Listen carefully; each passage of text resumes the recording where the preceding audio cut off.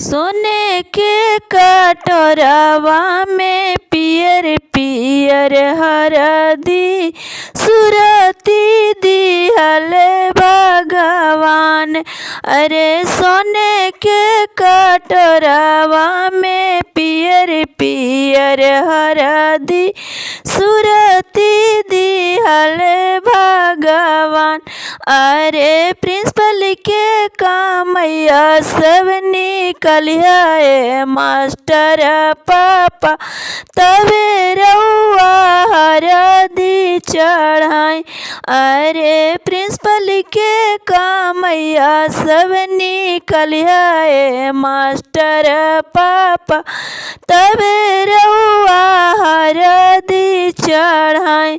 आजी मम्मी के सिखावल जानी करिया मास्टर पापा तबे रउआ हरदी चढ़ाई। आजी मम्मी के सिखावल जानी करिया मास्टर पापा तबे रउआ हरदी चढ़ाई। अरे हो हरदिया सरबे गुनाया गर सुरती दिहल भगवान। अरे हो हरदिया सरबे गुण आगर सुरती दिहल भगवान। अरे दारोगा के कामैया सब निकली है बड़का भैया तबे कर रउआ हरदी चढ़ाई। अरे दारोगा के कामैया सब निकली है बड़का भैया तबे रउआ हरदी चढ़ाई। अरे भाभी के इशारा जानी ताकि है बड़का भैया तबे रउआ हरदी चढ़ाई।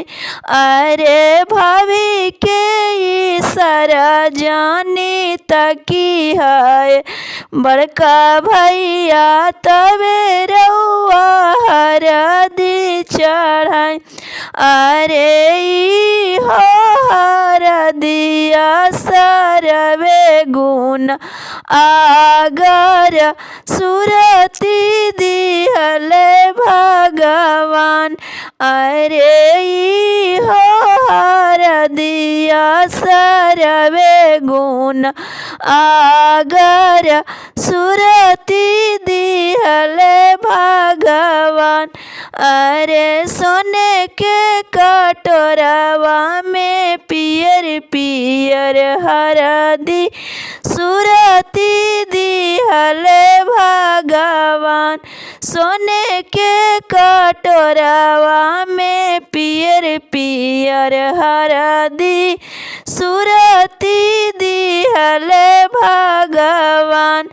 अरे मैनेजर के रुपया सब निकाली है अपन चाचा तबे रउआ हरदी चढ़ाई।